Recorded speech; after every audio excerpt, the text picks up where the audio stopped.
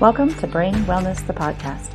I'm your host, Mandy NP. Each episode will bring you a new topic or interview related to brain health and wellness as part of my mission to help you on the path to a healthier, happier brain. So, let's get started.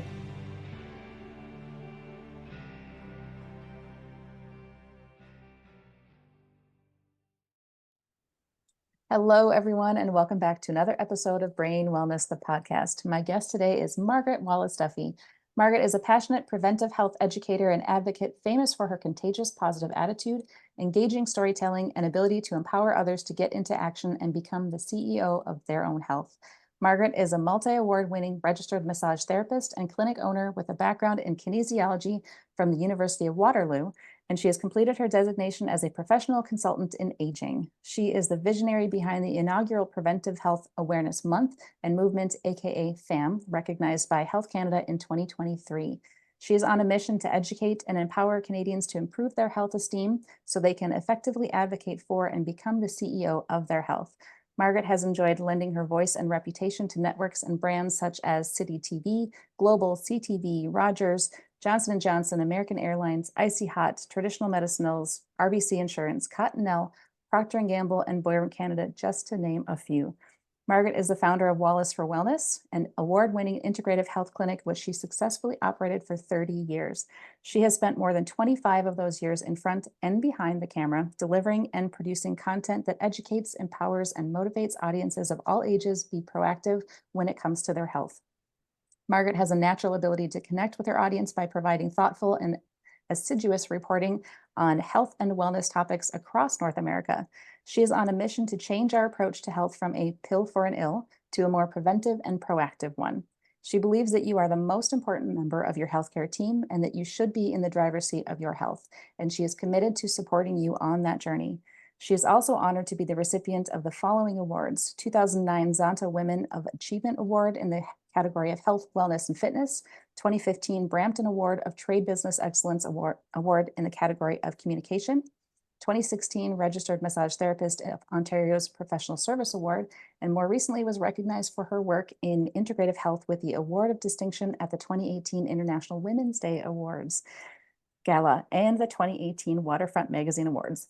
Wow, that's a mouthful. Does Margaret ever rest? She does, with her inspiring family at her happy, healthy home in Georgetown, Ontario. Thank you so much for being here, Margaret.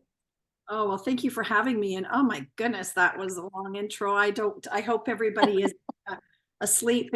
I'm so excited to be here with you, Mandy, and always love to connect with other healthcare professionals who believe, who are aligned with my mission. And your story and what you're doing, and what you're doing with this podcast means a lot. So I'm honored to be here.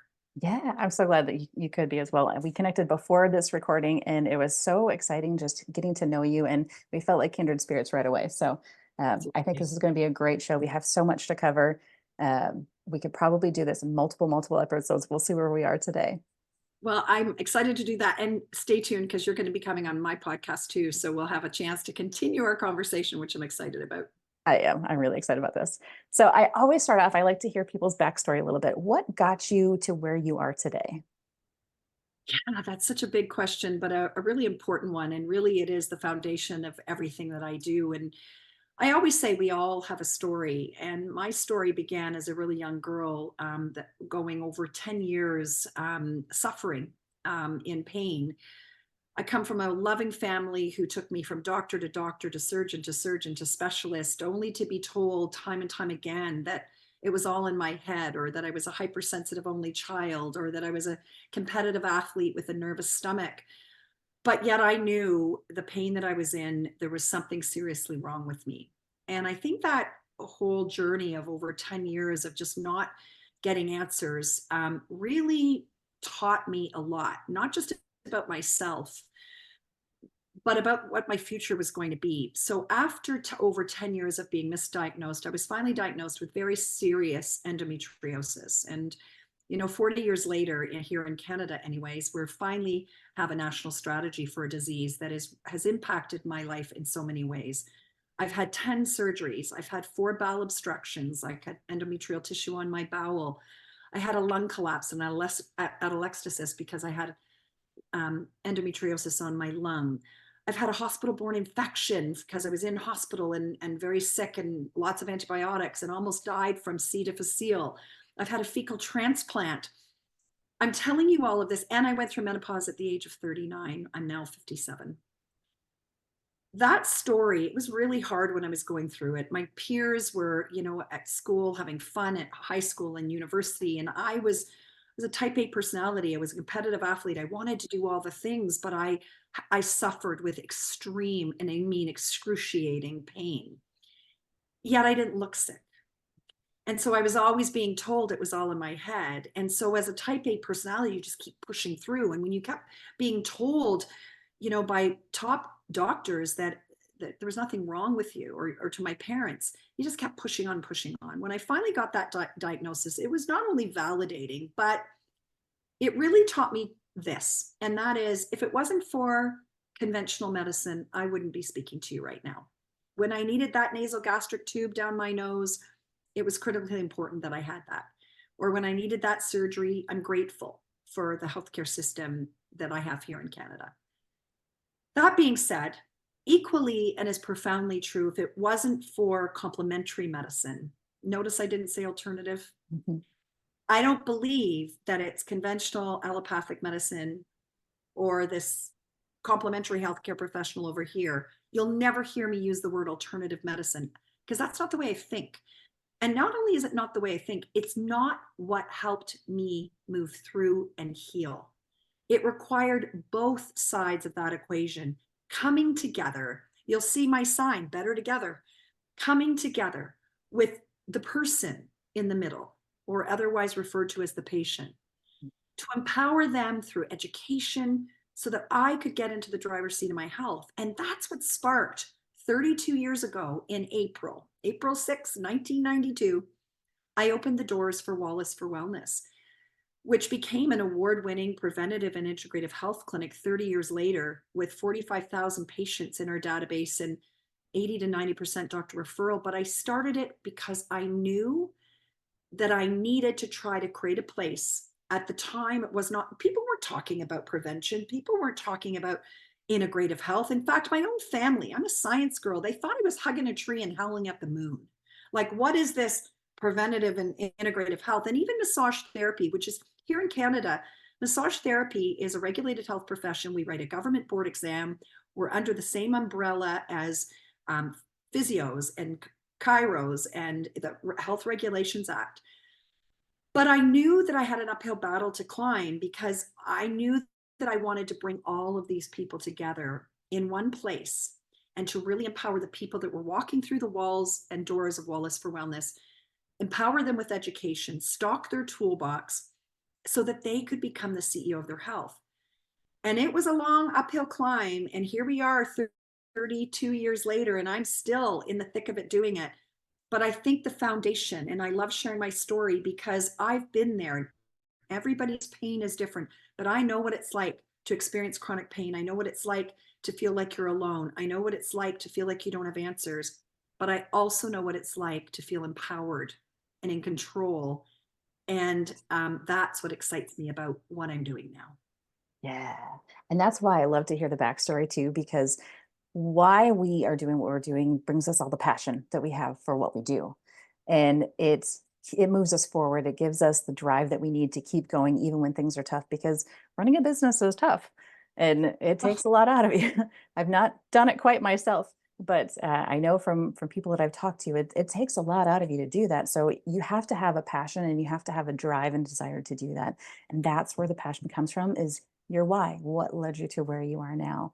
And I love that you say complementary instead of alternative medicine, because they do work together. There's a place for Western medicine. There's a place for non-Western medicine, everything else that's not under that same category. And I experienced that in my own recovery from my TBI.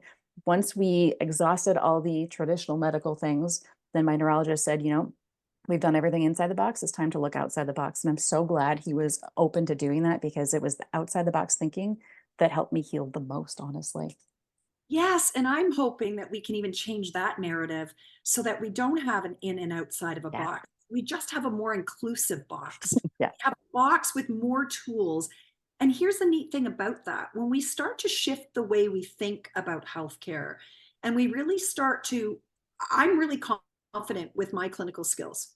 You know, a background in kinesiology, I'm a registered massage therapist. I've done lots of additional training over the course of my career. I'm a lifelong learner, so I'm always taking courses. I have all my tools, but then I'm speaking to a nurse practitioner, or I'm speaking to a spinal surgeon, or I'm speaking to a psychologist. I love to learn from you too, because when we learn from one another and we're open to having this bigger box that we're all part of, the person that wins the most are the people we have the privilege of treating. Yeah. And when we put ego aside, and don't get me wrong, I want to work with confident healthcare professionals that have done the work and that are continuing to do the work so that they're at the top of their game. I want that. But when we can honestly say, I know what I know, but I don't know what you know, but help me understand how we can work better together, the outcomes of the patients we have the privilege of treating improve. And that's what I have seen through 3 decades of my work in integrative health. And that's to me why we have to change this narrative. And it's a really exciting time, Mandy, that there's a real, I think the pandemic was a bit of a gift, quite frankly, because it really stopped people in their tracks. Access to care abruptly stopped. It's harder now. And people had to look inward and say, I got to be responsible for my own health. And hang on a minute here. I got to be more resourceful. I can't get to see my doctor, or how can I help myself? So that we're on a new sort of the front edge of a tsunami that I'm so excited to ride this wave. I'm welcoming people to the party that I've been on for 30 years because I truly believe the future of medicine depends on it. And we really have an opportunity to we're doing a disservice by not looking more inclusively in it and learning from one another, because we all have a place in this whole holistic pie of healthcare. And that's why coming on a show like yours means so much to me. Yeah. Yeah. 100% agree. I think this is not a team where we have a VIP. It's a team where we're all working to our full potential to meet the greater need. Yes. Yes. And I mean, that I'm learning every day. I mean, isn't that what science is about? And when we know better, we should do better. Yeah. But to be so fearful of looking, to even say, oh, it's outside the box, or is it? Or have we just not yet had our lens wide enough to Yeah. understand that there's more than what just first meets the eye?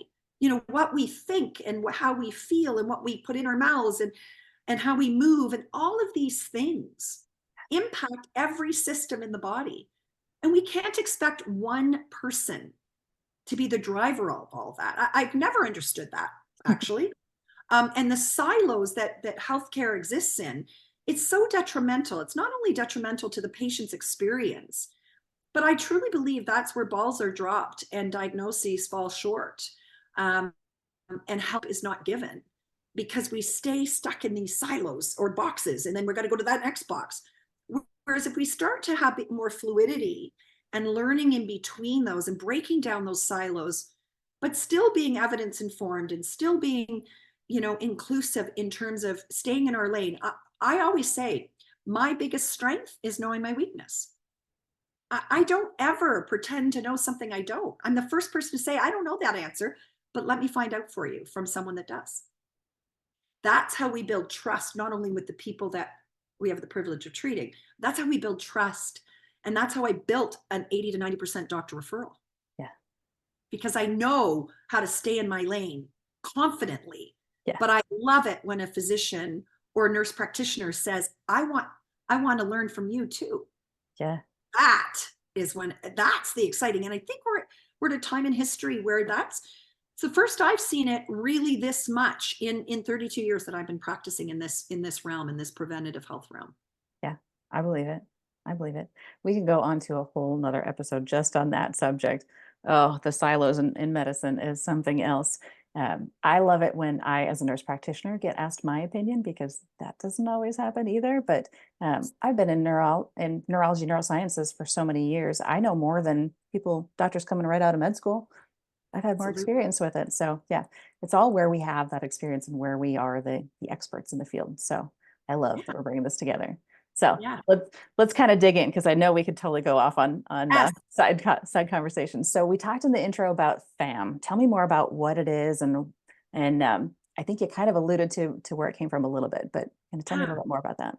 Yeah. So Preventative Health Awareness Month and Movement. So PHAM, otherwise known as FAM. And you know what? My invitation to all of your listeners is to join the family. Get it? Um, it came because when I sold the clinic back in 2022, I wanted to have more time to do kind of legacy work, to do more preventative and integrative health work. And because when you're running a big team and you're also still practicing as a practitioner, it's a lot. And always have loved education and empowering and reaching beyond the treatment room walls so that you can stock people's toolboxes. So one of the things that stood out to me here in Canada on the Health Canada website, when you go to their health promotion day calendar, for years, I would scour and, and don't get me wrong, awareness campaigns are really important. When you've got a brain injury, we want to have a month or a day to not just celebrate, but to educate on it, or breast cancer awareness month, or whatever it may be. But there was something that was glaringly obvious to me that I felt was a huge gap, in that there wasn't a single solitary day, month, or minute about prevention. It was all about, once things have happened and you have this diagnosis, now we're going to support you. And don't get me wrong, it's important. It's an important piece of the puzzle. But what if we started to shift the narrative and our mindset and our investment and approach in healthcare to prevention? I always like to say we have healthy people here and we have a diagnosis here where the alarm bells are going off, where you've got that final, where your doctor says, oh, you've got, your T score in terms of bone health is minus 2.5. You've got osteoporosis. But in here, in between here, and I'm sure you can relate in your practice, if I had $1 for every time someone said to me, a patient of mine said to me, Margaret, I don't feel well, but my doctor says I'm within normal range. And we literally wait until the alarm bells go off, or that blood test comes back, or that finally, when we have something tangible to say, you've got whatever it is. But in the middle, I call this the opportunity gap. And that's where I've existed. That's where Wallace for Wellness existed for 30 years, was in here trying to prevent people from getting to that diagnosis. And of course, it's going to happen. But even when it happens, how do we help them navigate through it in the healthiest way possible? How do we augment care? And so when I looked at that website at Health Canada and I saw nothing on prevention, I wanted, because I'm kind of that kind of personality, to be the first person to ever create a preventative health awareness month for the month of February and movement, because this isn't about a 1-month campaign. This is about a lifestyle shift. This is about an educational and mindset shift. This is about a healthcare shift. And so I sat down and wrote an impassioned submission, an application to Health Canada, told them my health history, like I've told you, told them my clinical history, Wallace for Wellness, what we've done, and then told them what I wanted to do and why I felt, coming out of the tail of the pandemic, why this has never been more critically important for the future of healthcare, for saving healthcare costs, for helping empower North Americans to live healthy and well.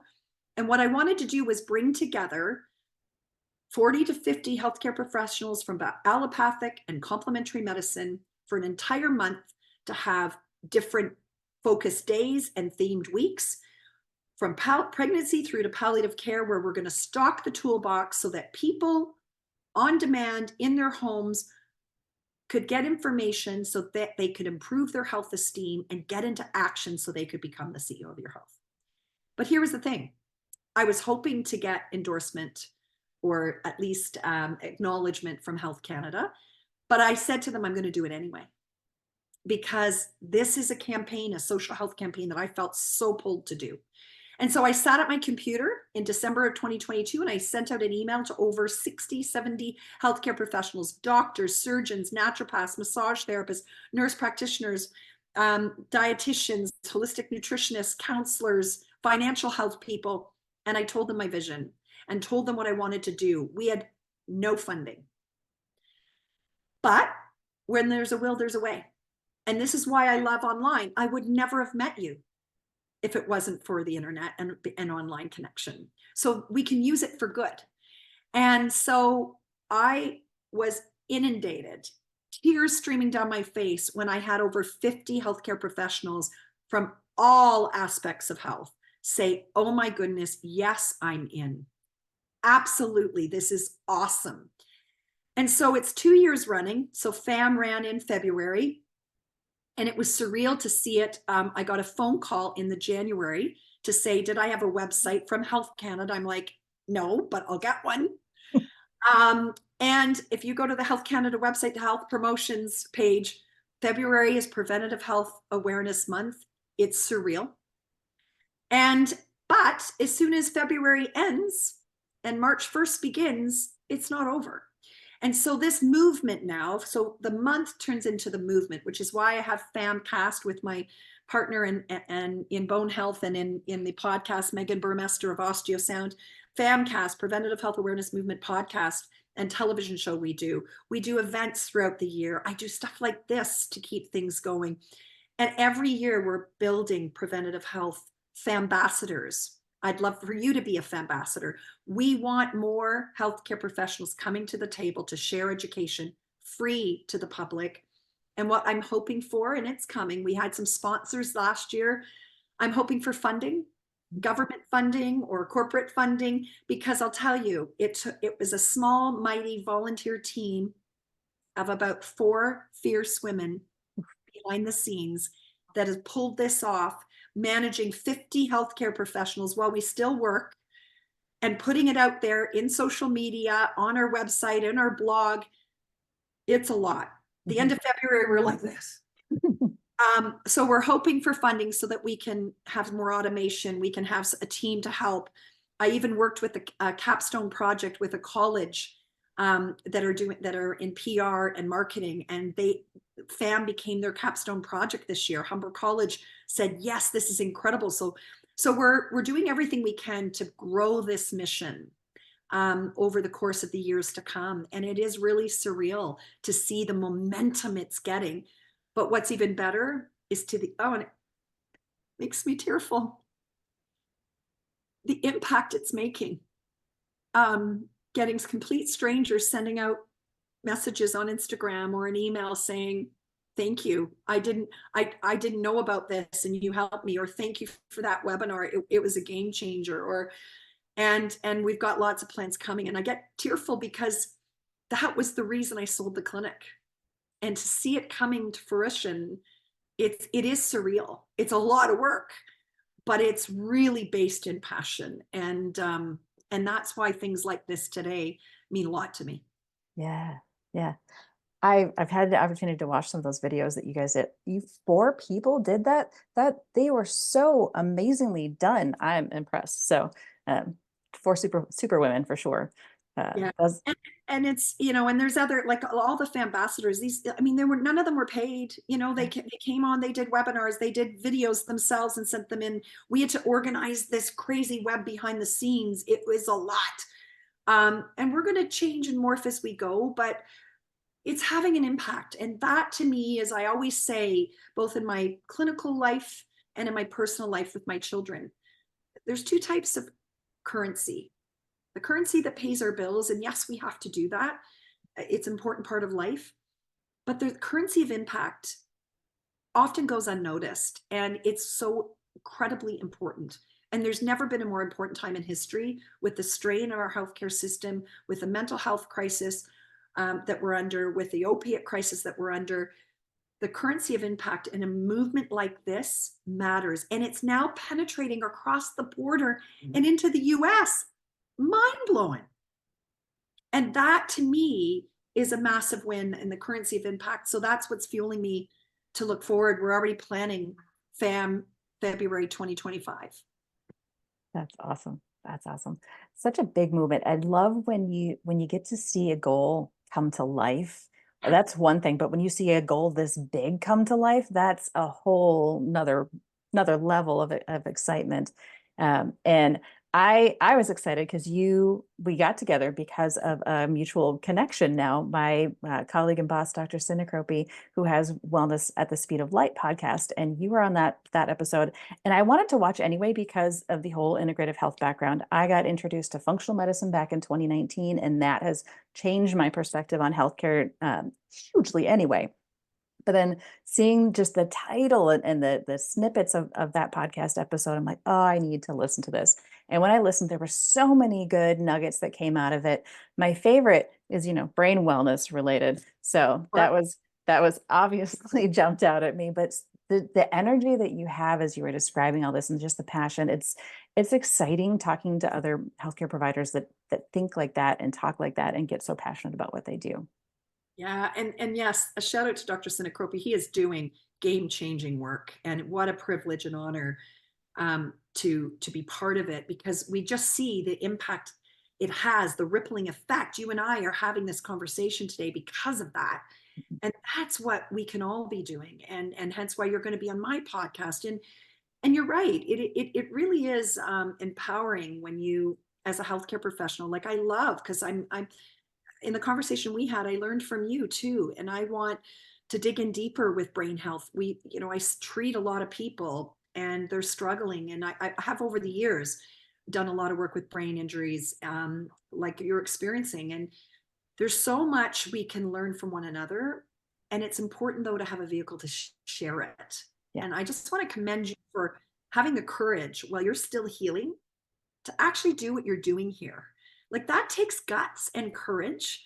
Um, and yet it's so impactful. Talk about the currency of impact. Like I'm really excited for you because I'm going to be sharing and already have shared your podcast with some of my patients that have suffered brain injuries. There's a real relatability when someone's been through something. Like we Yeah. talked about my story, and your story equally as powerful, which we'll dig into. Your viewers know it, but we'll dig into it when you're on my podcast. But that's why this Better Together movement is really important, because we have a lot to learn. Yeah. Yep. I was exactly say the same thing about the currency part of it. This the podcast doesn't pay my bills, but it pays the need in my soul to do something. I haven't been able to get back to work yet, but I can still share the knowledge and connect with the people that can make a difference to myself, to my listeners, and just change the face of healthcare as we see it. Well, and as a nurse practitioner, but also a person who has now experienced, I mean, how ironic and Yeah. in a horrible way that you worked in neurology and now you've had a traumatic brain injury. But look at the hope you're spreading by having the courage to sit in front of a mic and tell your story and bring on guests and talk about this while you're going through this. You just said you're not working yet, but yet you're still sharing this. That provides hope for others. And I want you to know that I've shared your podcast with some of my patients, and that's the feedback I'm getting. And that's so important. So good on you, because it's going to make such a difference too when you get back to work. Mhm. Mhm. You've got Oh, yeah. a whole new lens, I'm sure. You're going back to neurology with a whole different understanding of Yeah. what for people. Yeah, the whole knowing better and doing better thing. I know so much more now. I thought I knew so much about concussion management before, but I know way more than I ever thought I did uh, at that time. So I plan to do so much better for my patients in the future, and I'm excited for that. You betcha. And they're lucky to have that, because Mhm. we wish you didn't have to go through a brain injury to get that. But like you said at the top of the show, often that's kind of what leads us to a path to make a difference. And, Yeah. I hope that our movements will get people into action without having to have that wake up call with the alarm bells going off to actually prevent it from taking place. Because we do have that ability. We just need to be told and shown. And right now, there's not enough investment in the education and the validity. It's hard. This has been in complementary medicine. This has been my frustration my whole career. How do you get research when you can't get the funding? Because the funding, for prevention is not there. Let's be candid. I mean, this is Yeah. controversial, but you can look at a lot of these, what gets funded. And if it's not pharma based, or if it's not allopathic medicine based, then you're left out. And then we need to see evidence. Well, how do we get evidence without having the support? But we know things work, and they are based in science. And so this is a call out as well, boldly, to say, come on now, let's, and it's happening, but we need more of that support, because there is room for all of us. And in a, like we said, evidence informed way, there's room for all of us. Yeah, absolutely. So let's change gears a little bit and switch into the thing that I'm really excited about. Not that I'm excited about the rest of the conversation, because this is an amazing conversation to begin with, but the dolphin neurostim. I have mine in hand now, and I'm super excited to get started using it because of listening to the other podcast that you're on. So tell, for my listeners who have no idea what this is, what is the dolphin's neurostim? What can be used for? I know what it can be helpful with me. So yeah. So this little device that almost looks like a size of a television converter is a game changer. And I have taken many, many courses and have done lots of clinical work for coming up 9 years. One of my mentors who's done a lot of the research, I'm going to give her a shout out. She's actually an American occupational therapist. Her name is Kelly Armstrong, the Queen of Scars. Brilliant woman. I've learned a ton from her. So what is the dolphin neurostim, and why is it called the dolphin? I'll get to in a moment. It takes needleless acupuncture, so it doesn't pierce the skin, and combines it with microcurrent, but not microcurrent like we're used to in a TENS machine, which is alternating current, but rather direct current, which mimics the current in our body. And what this does, by putting this device on acupuncture points, a low point of electrical resistance. There's a whole protocol book that comes with the dolphin. There are many books, in fact. You can down-regulate the autonomic nervous system, decrease cortisol levels, the stress hormone, increase vagal tone, because the dolphin in 2020, oh, don't quote me, I think it was 2022, it might have been 2021. There is an attachment that goes on the end of the dolphin that clips to the vagal branch, the auricular branch of the vagus nerve. And with a grounding pad on the back of the device and on your tummy or your wrist, you can actually have an impact on vagal nerve tone, which is huge for brain health and many other things. So decreasing pain, increasing circulation. It can be used for, the nervous system impacts every system of the body and has an impact on every type of condition. You talked about concussion. There's been studies done on concussion and doing the sutures in the head. The concussion protocol is powerful. Scar release using 2 devices, one on negative, one on biphasic.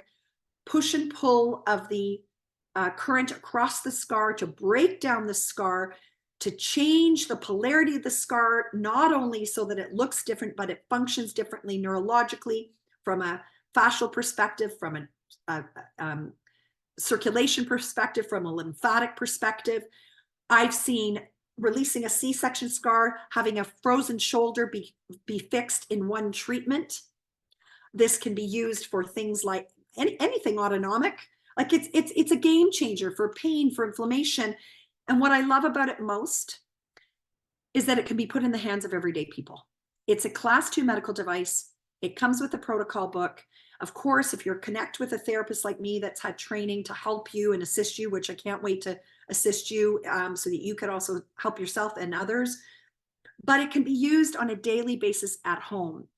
For anxiety and depression, I'm using this with children in schools, dealing with anxiety. Counselors are using this, somato-emotional release. Our bodies are a house for our emotions. And when patients that are having, flashbacks or triggers, you can down-regulate the nervous system, but then they can take this home and use it at home in between their treatments in clinic. So patients come to me and they're treated with the dolphin, but then they can use it at home. My 81-year-old mother has this sitting on her table in her living room, and she uses it on a regular basis, whether that's for her headaches, whether that's for her lungs. And in fact, for COVID long haul, There was actually, it was approved for COVID long haul treatment. There's a protocol for COVID long haul using the vagal nerve and some acupuncture points. It is a game-changing device. And here in Canada, I know it's different in the US. A lot of people have extended health insurance coverage for this. So it can be accessible as well for people and have it covered. So I could go on and on and on, and I cannot wait for you to start using it, and to help you help your patients or people that you're working with brain injuries, because it's a game changer. I've seen it firsthand clinically for almost a decade. I am so excited by that. No joke. When we got off our last conversation, I sent the link of your video that's online to my neurologist, and he's like, "Thank you so much." So I sent that off right away. I'm like, "You need to see this because this is huge. There are so many neurological benefits." So I'm super excited about that. Yes, Parkinson's and like I can go on and on and on. And people think, well, how could one device do all the things? Well, when you understand neurology and you understand acupuncture, which runs, and our body's all interconnected, and you're working on acupuncture points and microcurrent, low current, and direct current, it's a game changer.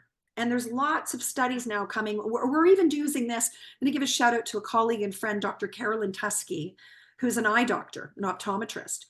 And we had done a preliminary study looking at amblyopia, lazy eye, and retraining brain pathways in the brain. Because, of course, vision is also neurological. People don't see that. If the brain is not functioning, many things happen. And so we are looking at, actually, because COVID hit, we had funding to do a full-on study on microcurrent for amblyopia in partnership with the University of Waterloo, and we're looking at that happening again.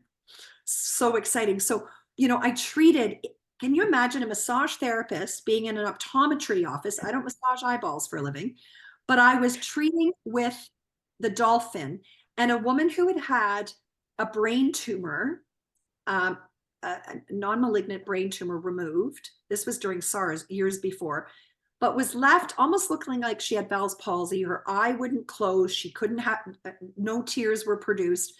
Her nervous system was clearly impacted. Facial nerve was impacted, all the things. And it'd been 15 years. And Dr. Teskey said, you might want to see Margaret. Let's try microcurrent. Mandy, Kelly Armstrong, one of my mentors, said to me, even when you think it's a Hail Mary, do it anyway. And it was one of those moments, because I thought, well, really, like 15 years later, she was really sensitive where the scar was. So I actually did the scar work. I did scar release on where they took the tumor out. I treated it like a Bell's palsy. So I actually, sometimes the current was on positive. So the way, just for your viewers, the negative current, anything you want to take away, this is very simplistic, but I'm going to keep it simple for sake of learning. Anything you want to take away or reduce, pain, inflammation, a fever, you put it on negative current. Things you want to tonify or wake up, somebody's had a stroke or they've got Bell's palsy and their face is drooping, often, you'll put it on a positive. Or you want to boost immunity after a cold or a flu or COVID. And then the biphasic is used when we do scar work, one on negative, one on biphasic. And so when I was working on her face, I did some points that on positive because I was trying to wake up the nerves that hadn't been working, and others on negative. I followed a protocol. And I got to tell you, the very first treatment, she started to get a tear coming down her face. I did too, because I was in utter disbelief. I'm like watching this. Her husband was in the room with her because I think he thought, what's this woman doing with this crazy device? And I said, of course you can stay. And as long as your wife is happy with you being there. And she said, oh my gosh, she had not had a tear. And why? Because the lacrimal gland is innervated by the nerve that wasn't functioning. And by using the dolphin, the lacrimal gland started functioning again. The nerve started functioning that innervates the lacrimal gland, which makes the tears. And you think, well, why is that a big deal? She had dry eye for 15 years. Her eye never closes. It was miserable. And when at the end of the first treatment, I did the full treatment. And then I said, okay, just try to close your eye. And her eye went from fully open to almost shut in one treatment. If I hadn't have seen it firsthand, I wouldn't have believed it. And I got to tell you, that's one story of hundreds over the past 10 years where I've shocked myself. And thanks to my mentor, I do it anyways, because you never know the power of the nervous system, the ability, neuroplasticity of retraining, and a powerful tool that can actually bring that together and make a difference. And of course, I always talk about layering tools because I did other things as well. It's not just a one thing. You look at all things and how do we work together? So game changer, absolute game changer. Yeah.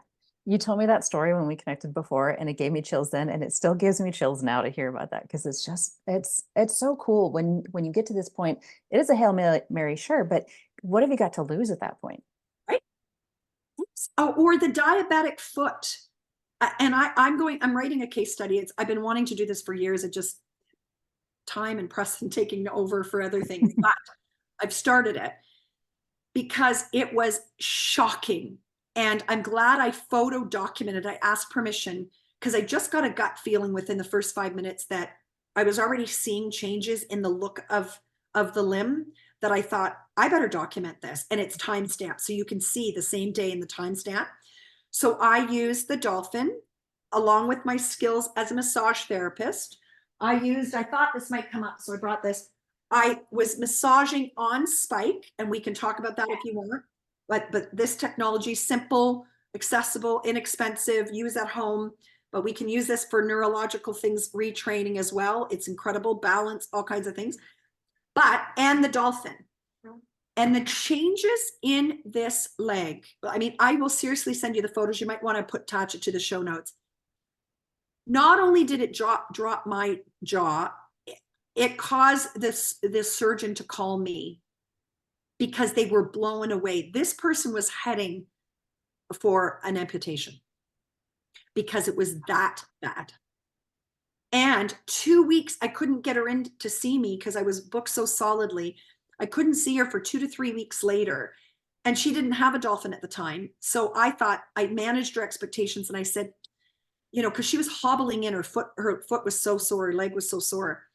She came back to Dr. Teskey's office 2 to 3 weeks later, and she's walking almost normal. And I said to her, how are you? She goes, I'm good. I said, like, since when? And she looked at me like it was crazy. Well, since your last treatment. I'm like, wait a minute. Because I thought, like, really? Like, I'm a skeptic. And I think it's good to be. Yeah. Because I'm not the person that just believes in everything, every tool. And no, like, show me. I got to see the science. I got to see the results. Show me, prove it. But I was managing her expectations because I didn't believe it for myself. And she goes, well, since the last time. And when I looked at her leg, and I've got the pictures on the 2 weeks later, it was significantly better. Wow. And then my phone rang a week later from the specialist because I sent the pictures and what I did. And I just sent an email and a note to the doc and said, this is your patient. It's also a patient of Dr. Teskey. And I thought you might like to see. My phone rang. And that's when, we talked earlier about how important it is for us to learn from one another. Yeah. He was curious. He wasn't put off. He wanted the best for his patient.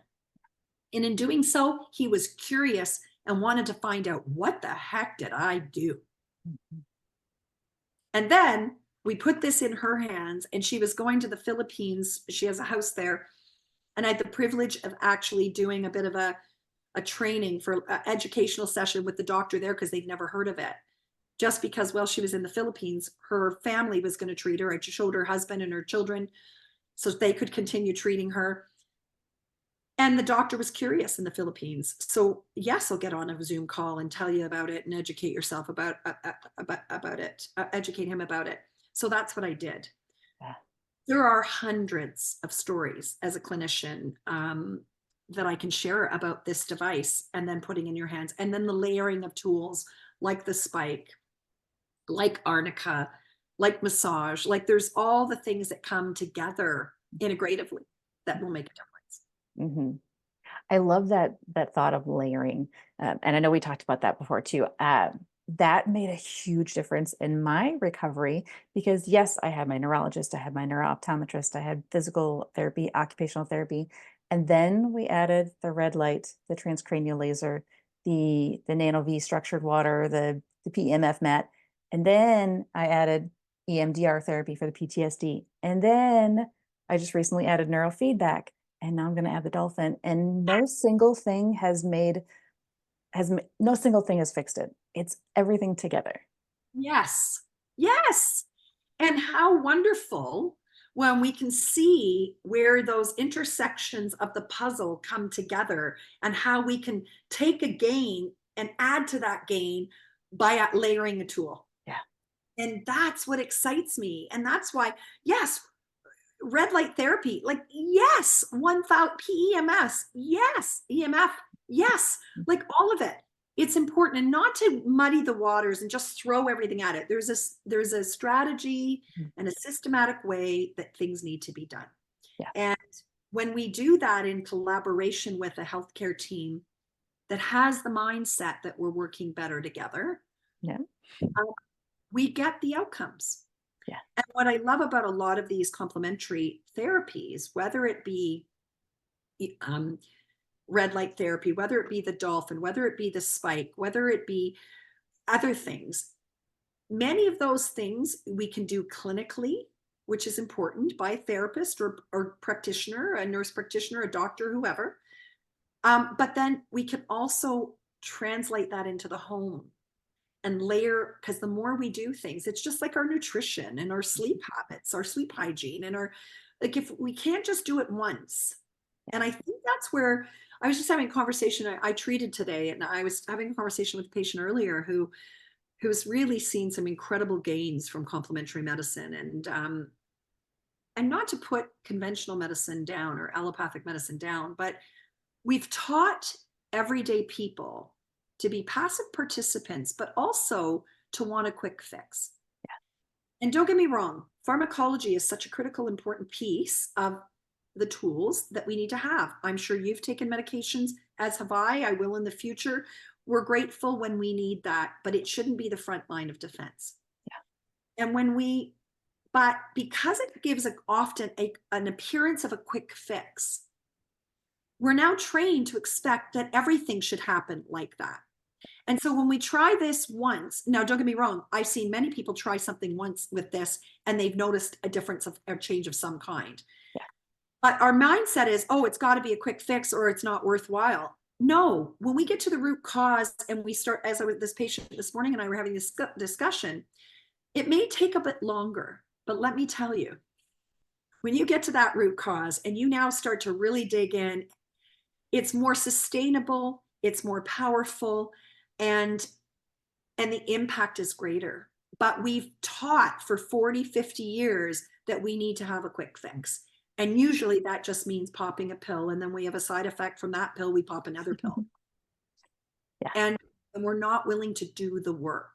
And the work doesn't have to sound awful. Is it hard for my mom at 81 when she's sitting there watching a show to actually use this on herself and it stops the headache in its tracks so she doesn't have to suffer and then take medication? It's motivating, but you've got to do the work. This collects dust and has no help, just like anything, if you only do it once and you don't give it a try. But what I love about these technologies and health and tech is now we can do it in clinic, but we can also translate that into the home. And that's the game changer. Yeah. Yeah. I love that. I've had lots of conversations with people on the show about how they have tried one thing and they were looking for the quick fix, and they tried one thing and it didn't work, and they tried another thing and it didn't work. And it wasn't until they tried something and they stuck with it and built a routine, that's when they saw the improvements. So absolutely, we can't be looking for that quick fix anymore. It's not a thing. And I would love to hear about the spike, but looking at the time frame, I think we're just going to have to do this again so we can have another conversation. So, because I have a couple other things I really want to ask you about today. I know you have some upcoming projects you want to work on. So let's get kind of the word out about that a little bit. What are you working on?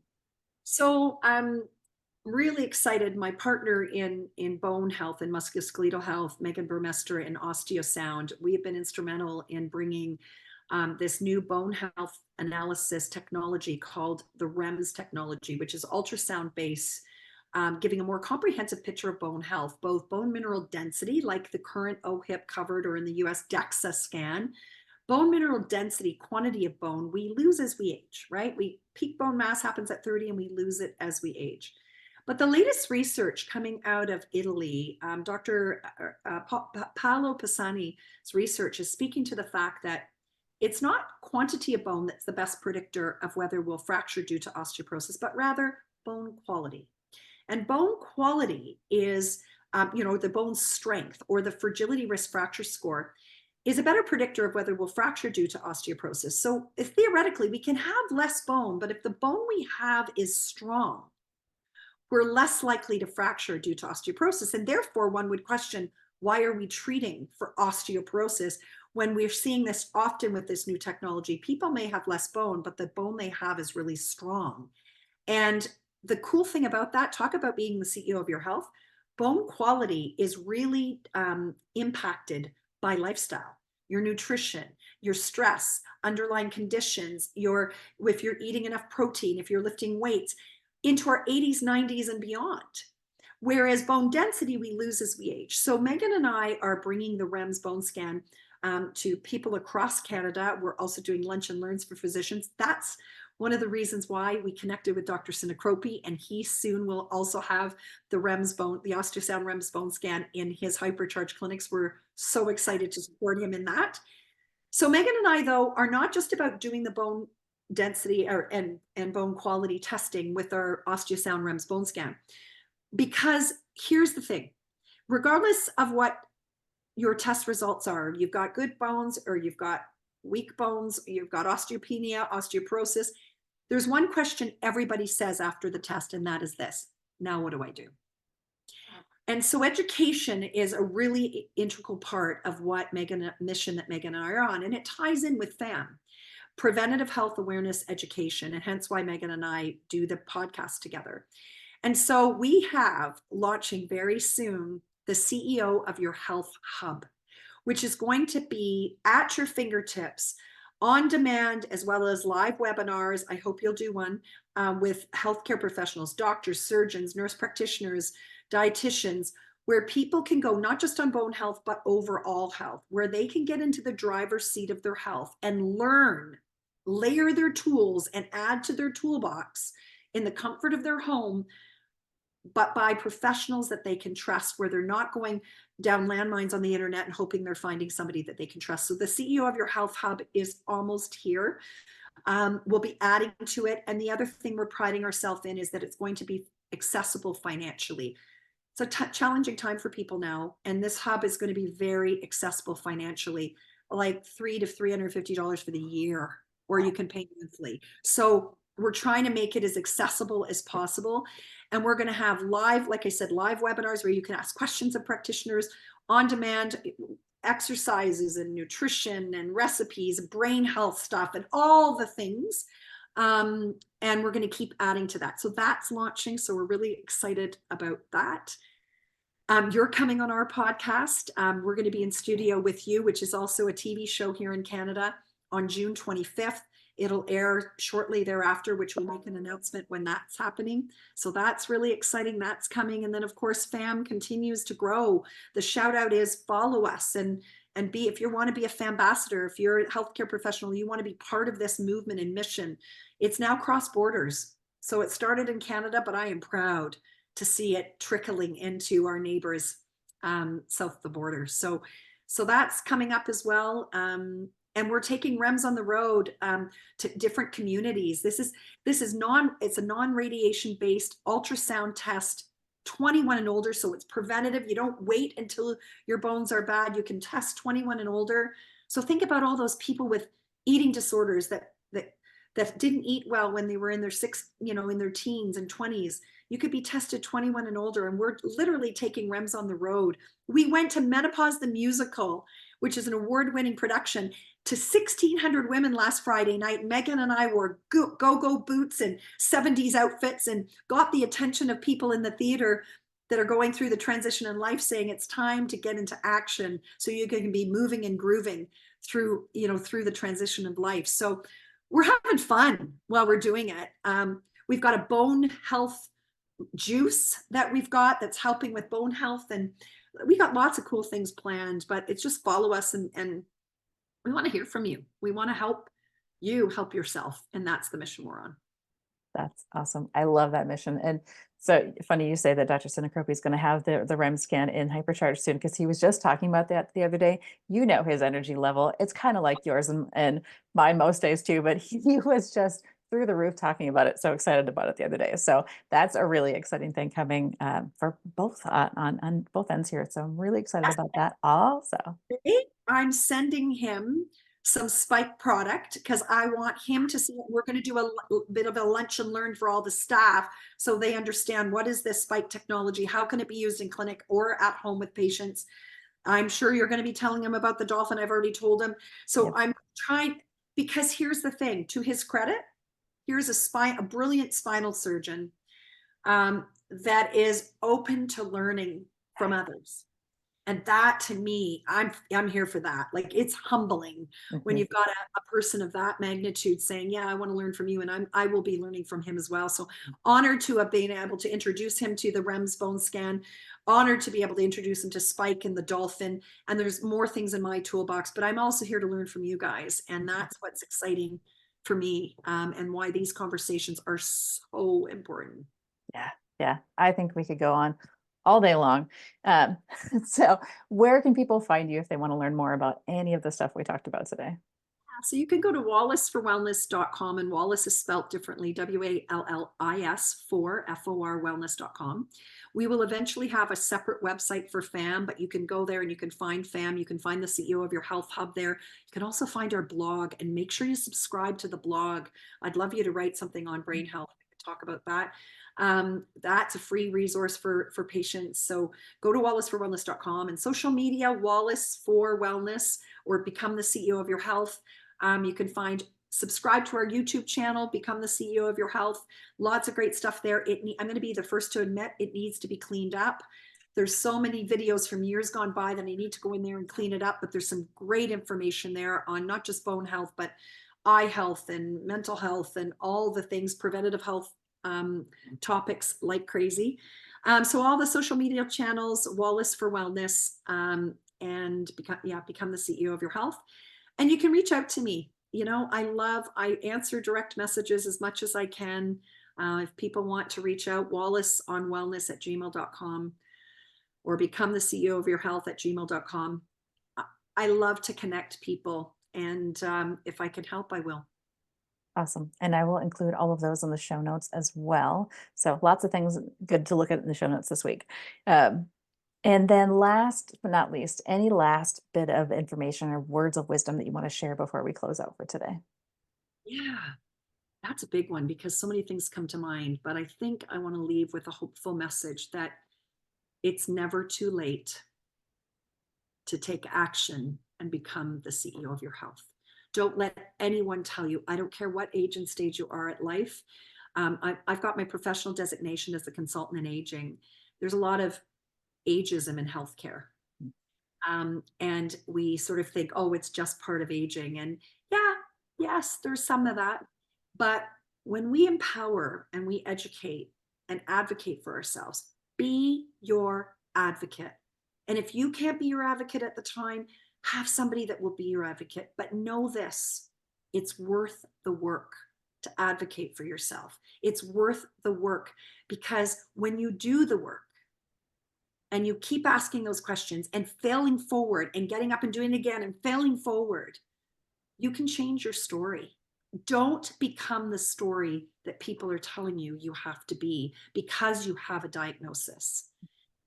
Be curious, get proactive, get your team around you, but know that you're the most important member of your team. So be the CEO of your health.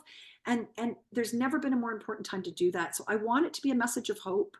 And that's what this movement is about. So it's never too late. That's my message. Love it. Perfect words to end on. Thank you so much for being here today. Thank you, Mandy. What a pleasure. And I can't wait to have you on our FAMcast. And I will come back if you'll have me. It's just, you're doing great work and I really do appreciate it. Awesome. I think we definitely have a lot more to cover. So there will be a part 2. Yay. Thanks. Thanks for tuning in to this episode of Brain Wellness, the podcast. If you enjoyed this episode, I encourage you to subscribe, like, and share this with others to help me continue on with my mission to help people live healthier, happier lives. Go to www.brainwellnesssolutions.com to see what I'm up to and get links to all the social medias there. See you next time.